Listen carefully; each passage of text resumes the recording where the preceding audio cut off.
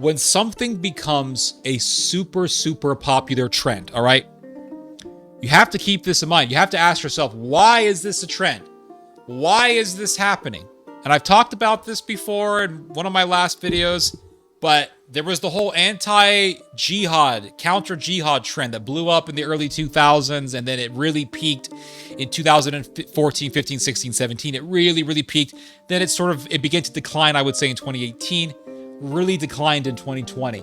But why did it peak so much? Why did it blow up so much? Why? It served a government interest. The counter-jihad movement served a government interest.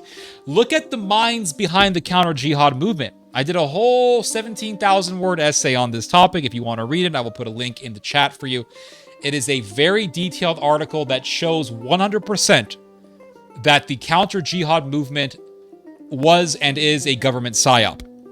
Why did the government have interest in counter-jihadism?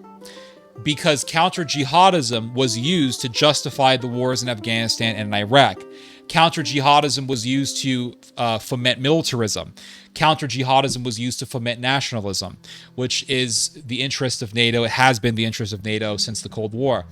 So the counter-jihad movement absolutely served a government interest. In fact, guys, I will tell you guys a story. Back from the good old counter-jihad days. My dad was talking to me about this last night.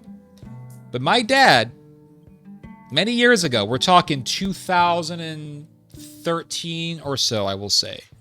My dad was invited to come to, I want to say Washington.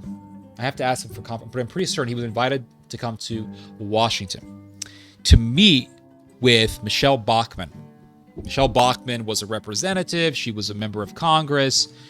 Michelle Bachmann had very principled aspirations, but because she was someone who got into politics for the sake of principles, she didn't make it very far, because people who make it far in politics don't have principles. Michelle Bachmann wanted to get into politics to really make a change for the better of the United States. So Michelle Bachmann wanted my dad to come to this meeting in, I want to say, Washington. So my dad went to this meeting.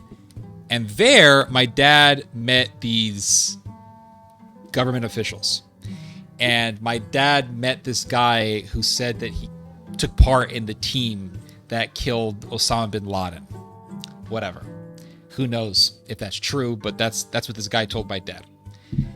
And there were all these different government big shots that were there, officials.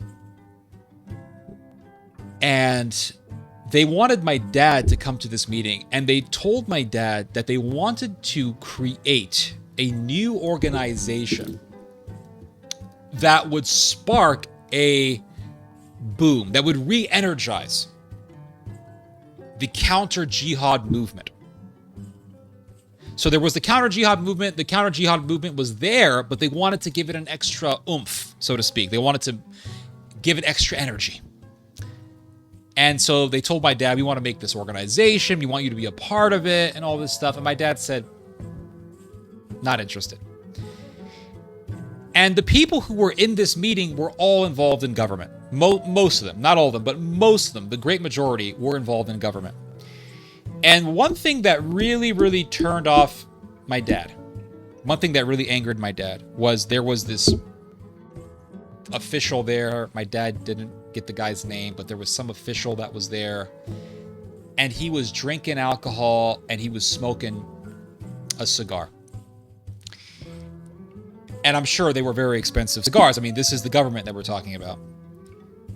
And this guy is a Texas guy, one of those Texas patriot guys, And he walks up to Michelle Bachmann smoking a cigar.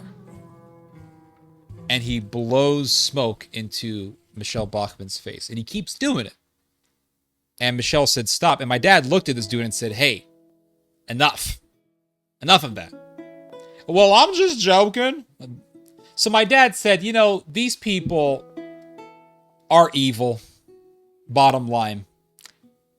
And they proposed to my dad this idea of creating this organization to add energy to the counter-jihad movement. And my dad said no.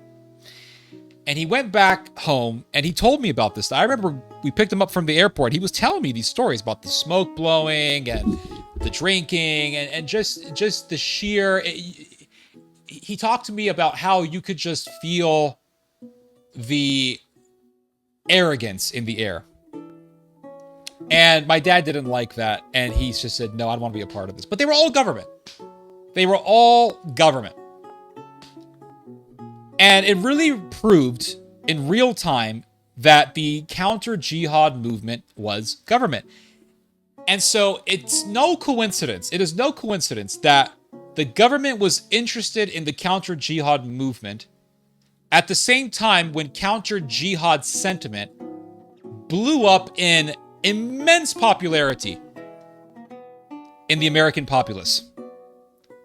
So, add to this, right, take this knowledge that I've just expressed, take this fact that I just expressed, and apply it to what's happening now. Why is it that that the anti-Israel stuff is blowing up insanely high?